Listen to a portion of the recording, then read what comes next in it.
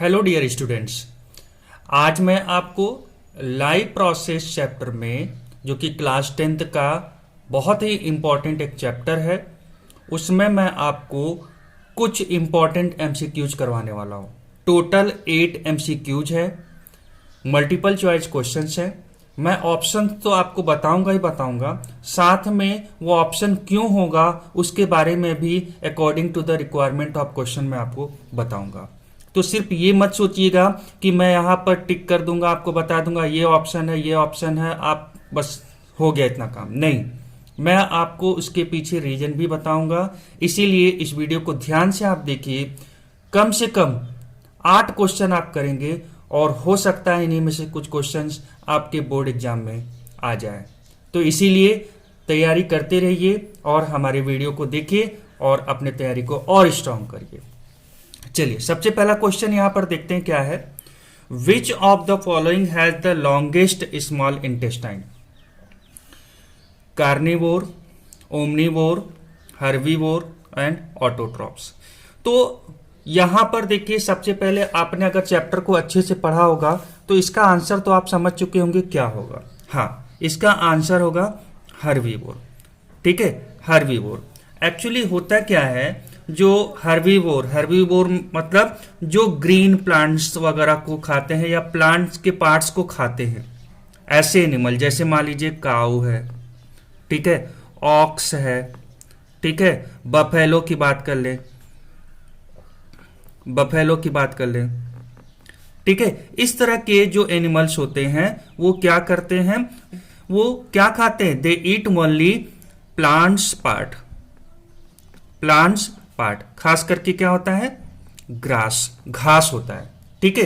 अब जब ये इसे घास को खाते हैं, प्लांट के पार्ट्स को खा रहे हैं, इसमें स्पेशली ग्रास को, तो होता क्या है, इस ग्रास के अंदर में सेलुलोज होता है।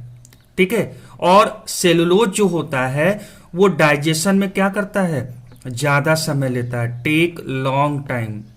ये क्या होता है? डाइजेशन में ज्यादा समय लेता है। इसी वजह से हर्बीवोर जो होते हैं एनिमल, उनका स्मॉल इंटेस्टाइन लंबा होता है as compare to other animal जैसे कार्निवोर की बात कर लीजिए, ठीक है, ओमनिवोर की बात कर लीजिए। इन लोगों के कंपैरिजन में जो हर्बीवोर होते हैं उनमें क्या होता है? उनमें स्मॉल इंटेस्टाइन लंबा पाया जाता है। ठीक है, ज्यादा लंबा होता है। ठीक है, चलिए अगले क्वेश्चन की तरफ चलते हैं। अगला क्वेश्चन बोल रहा है the process of obtaining food by amoeba is known as. जो अमीबा है वो अपना फूड जो ऑब्टेन करता है उस प्रोसेस को हम क्या कहते हैं? तो देखिए, यहां पर आपने पढ़ा होगा, डायरेक्ट आप टिक कर दिए, लेकिन और ऑप्शंस को भी ध्यान दीजिए कि आखिर वो क्या है और वो क्यों नहीं हो सकता। तो देखिए, सबसे पहले दिया डायलिसिस के बारे में अगर आप ये चैप्टर पढ़े हैं तो आपको पता है डायलिसिस में क्या होता है। जब किसी ऐसे पर्सन को जिसमें ब्लड जो प्यूरिफाइड हमारा किडनी नहीं कर पाता है, तो वहां पर उन्हें आर्टिफिशियल किडनी के थ्रू जो है क्या किया जाता है? फिल्टर किया जाता है उनके ब्लड को। ठीक है, और उसी प्रोसेस को डायलिसिस कहते हैं। तो ये तो हो नहीं सकता। अगला आ रहा है साइटोकाइनेसिस सेल डिवीजन का एक स्टेप है, जहां पर फाइनली लास्ट में जो साइटोप्लाज्म होता है, साइटो मतलब यहाँ साइटोप्लाज्म है, साइटोप्लाज्म जो होता है जब पूरी तरह से सेल डिवाइड होने के करीब पहुंच जाता है तो दोनों सेल के अंदर में फाइनली साइटोप्लाज्म मूव करता है। तो ये होगा नहीं, ये होगा फैगोसाइटोसिस होगा। ठीक है, फैगोसाइटोसिस मतलब यहां पर फैगोसाइटोसिस वर्ड कई जगह बायोलॉजी में आप सुनेंगे। जब एक सेल किसी दूसरे सेल को कंज्यूम करता है तो उसे हम लोग फैगोसाइटोसिस कहते हैं।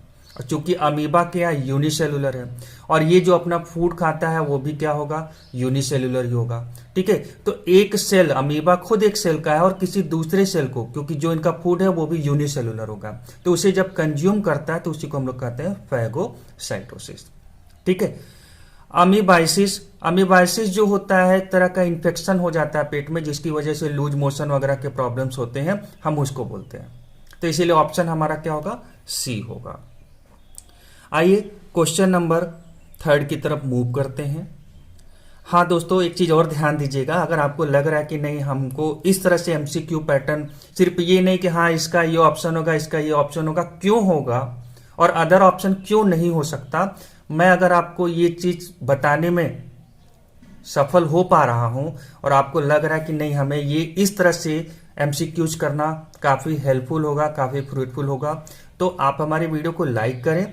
और अगर अभी तक चैनल को सब्सक्राइब नहीं किया है तो बस दोस्तों यही गलती आपसे हो रही है, आप चैनल को तुरंत सब्सक्राइब करें, साथ में लगे हुए बेल आइकन को भी क्लिक कर दें। चलिए क्वेश्चन नंबर 3 की तरफ चलते हैं। One of the following organism has a saprophytic mode of nutrition. इनमें से कोई ऑर्गेनिज्म है जो सैप्रोफाइटिक मोड ऑफ न्यूट्रिशन का है, वो ऑर्गेनिज्म कौन सा है?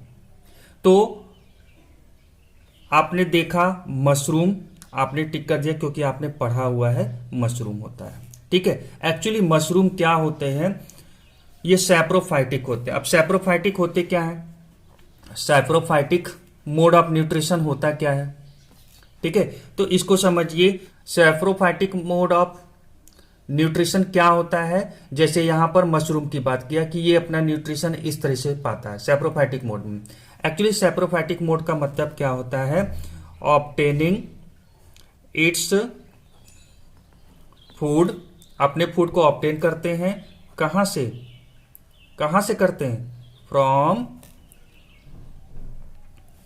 डेड एंड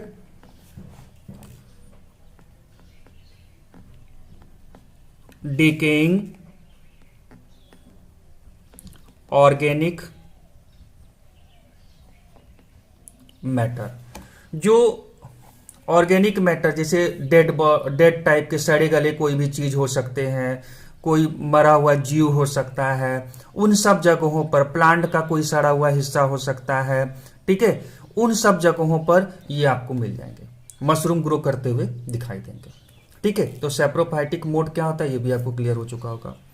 नेक्स्ट क्वेश्चन बहुत ही जबरदस्त है क्वेश्चन में, और ये मैं देखते आ रहा हूं कि कई बार बोर्ड में इस तरह से क्वेश्चन पूछ चुका है, चाहे एमसीक्यू के पैटर्न में, चाहे एक नंबर के बेसिस पर, मतलब वेरी शॉर्ट में इस तरह का क्वेश्चन पूछ चुका है। क्वेश्चन क्या है, correct order of steps occurring in nutrition in animal as. तो एनिमल के अंदर में जो न्यूट्रिशन लेने का प्रोसेस होता है वो क्या होता है, इनको अभी आप सही से देखिएगा। पहले समझिए, आपने पढ़ा होगा थ्योरेटिकली तो आपको खुद ही ये सीक्वेंस समझ में आ रहा होगा। मैं एक बार बता देता हूं जिन लोगों को नहीं पता है, क्योंकि कंफ्यूजन हो जाता है, और कंफ्यूजन इसलिए होता है क्योंकि आपको आ रहा है, लेकिन होता क्या है, बोर्ड के एग्जाम में जब आप बैठते हैं, टाइम ड्यूरेशन का प्रेशर जब आपके ऊपर होता है, तो उस जगह पर कहीं ना कहीं आते हुए क्वेश्चन भी आपसे गलत हो सकते हैं। इसी वजह से प्रैक्टिस बहुत जरूरी है। तो एक बार समझिए ये क्या बोल रहा है। अगर हम न्यूट्रिशन के लेने का प्रोसेस देखें एनिमल्स के अंदर में, तो सबसे पहले आता है इंजेक्शन। सबसे पहले क्या आता है, इंजेक्शन। इंजेक्शन का मतलब क्या होता है, इनटेक, क्या, फूड। सबसे पहले हम खाना को क्या करते हैं, अपने से कोरिलेट करिए, हम पहले खाना को खाते हैं, मतलब फूड को इनटेक करते हैं थ्रू द माउथ। उसके बाद ये खाना क्या होता है, इसके बाद ये खाना जो है हमारा डाइजेशन प्रोसेस में जाता है, डाइजेस्ट होता है। अब डाइजेशन का मतलब क्या होता है, तो ब्रेकिंग कॉम्प्लेक्स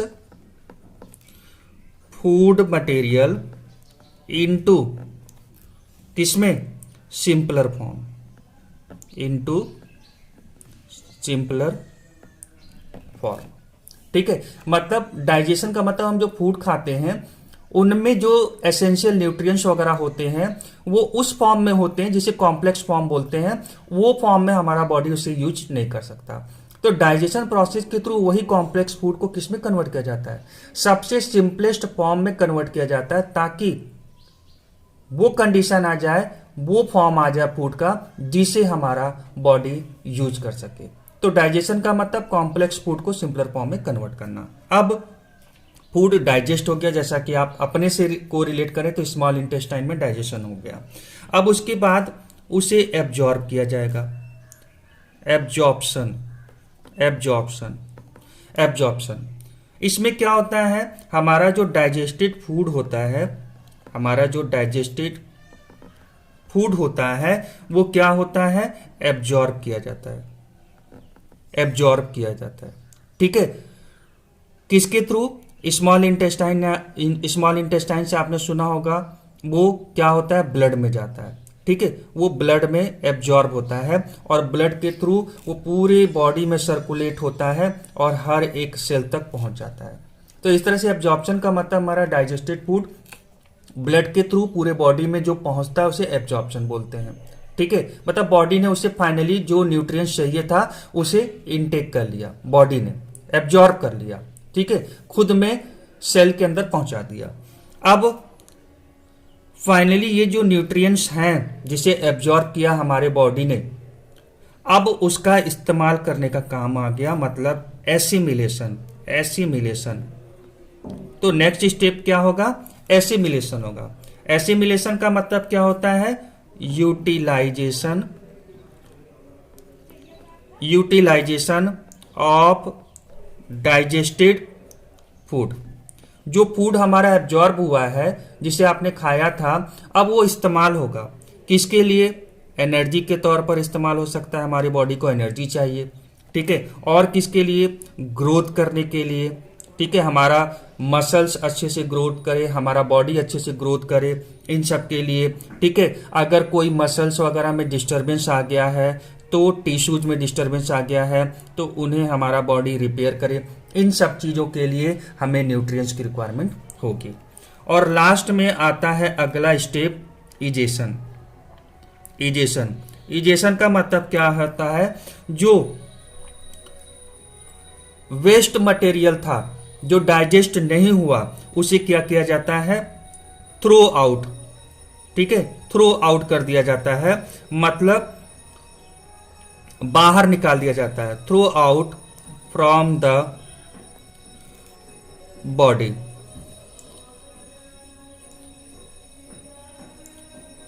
ठीक है दोस्तों, इसे बॉडी से बाहर निकाल दिया जाता है, जैसे ह्यूमन बीइंग में थ्रू द एनस। तो इसके बेसिस पर स्टेप को आप देखिए, इसमें से कौन सा ऑप्शन आपको सही लग रहा है। तो इंजेशन आपने पढ़ा, डाइजेशन आपने पढ़ा, उसके बाद एब्जॉर्प्शन होता है, फिर एसिमिलेशन होता है और फाइनली एग्जेक्ट हो जाता है, मतलब ऑप्शन नंबर सी आपका सही है। क्वेश्चन नंबर 5 में आते हैं, where are protein first digested in the alimentary canal. Alimentary canal के अंदर में प्रोटीन सबसे पहले कहाँ डाइजेस्ट होता है, स्मॉल इंटेस्टाइन में होता तो है, स्मॉल इंटेस्टाइन में, लेकिन सबसे पहले की बात कर रहा है। ईसोफेगस कोई डाइजेशन होता ही नहीं है।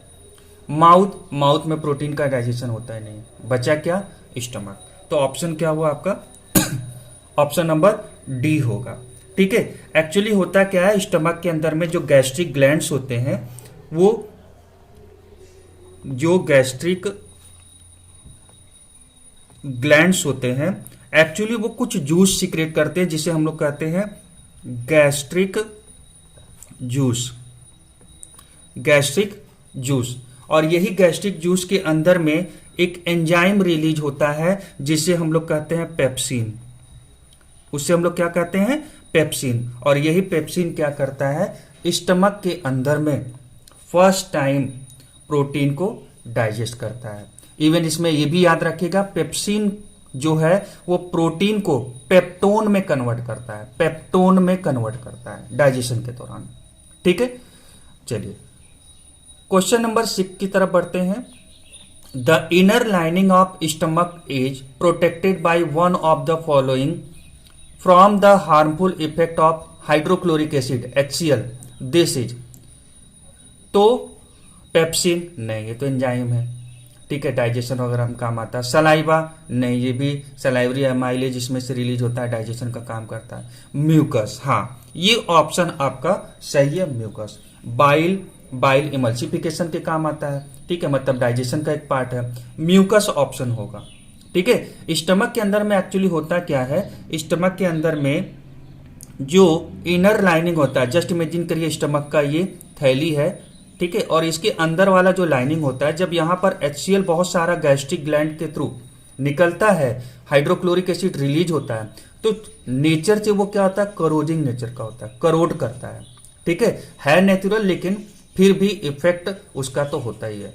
तो एक्चुअली होता है क्या है, ये लाइनिंग की, इनर लाइनिंग की इस वाले हिस्से में म्यूकस, एक बलगम जैसा स्ट्रक्चर होता है, सब्सटेंस होता है, वो क्या हो जाता है, पूरी तरह से फैल जाता है। अब ये स्टमक का वॉल है, और उसके पहले कौन आ गया, उसके पहले ये म्यूकस आ गया। ठीक है, ये अपना क्लियर बना लेता है। इससे होता क्या है, HCl रिलीज भी होता है तो सबसे पहले उसका सामना कौन करता है, म्यूकस करता है, और इसी वजह से जो स्टमक का वॉल होता है वो बच जाता है। ठीक है, क्योंकि ज़्यादा HCl रिलीज होता है तो उस जगह पर ये इफेक्ट हो सकता है कि स्टमक के अंदर वाले लाइनिंग में अगर ये पहुंचा धीरे धीरे करके, क्योंकि इवन होता है बहुत ज़्यादा जिनको गैस का प्रॉब्लम होता है, गैस्ट्रिक प्रॉब्लम्स होता है, उस तरह के लोगों को देखेंगे धीरे धीरे करके अगर सही से ट्रीटमेंट नहीं हुआ तो उनके स्टमक में अल्सर हो जाता है, छाले पड़ जाते हैं। ठीक है, वो एक्चुअली इसी की वजह से होता है, हाइड्रोक्लोरिक एसिड की वजह से होता है। ठीक है, क्वेश्चन नंबर 7 की तरफ बढ़ते हैं। Which part of the alimentary canal receives bile from the liver. ये क्वेश्चन भी आप बहुत अच्छे से जानते होंगे। जो बाइल जूस होता है ये एलिमेंट्री कैनाल का कौन सा पार्ट रिसीव करता है लीवर से। तो आपने पढ़ा होगा कि जो बाइल जूस हमारा होता है एक्चुअली वो लीवर रिलीज करता है, और किसके अंदर में स्टोर होता है, वो स्टोर होता है गॉल ब्लैडर के अंदर में। अब गॉल ब्लैडर के अंदर में स्टोर होता है, और जैसे ही हमारा फूड स्मॉल इंटेस्टाइन के अंदर में पहुंचता है, स्मॉल इंटेस्टाइन के अंदर में पहुंचता है, तो ये बाइल जूस जो गॉल ब्लैडर में स्टोर था वो सीक्रेट होता है। ठीक है, और डाइजेशन प्रोसेस को आगे बढ़ाता है। अब इस चीज को भी समझ लीजिए कि यहां पर स्मॉल इंटेस्टाइन में कई बार ऑप्शन ये भी आ सकता है कि स्मॉल इंटेस्टाइन न दे करके स्मॉल इंटेस्टाइन के पार्ट देते। तो स्मॉल इंटेस्टाइन का मेनली 3 पार्ट होता है। कौन कौन सा होता है, ड्यूडेनम,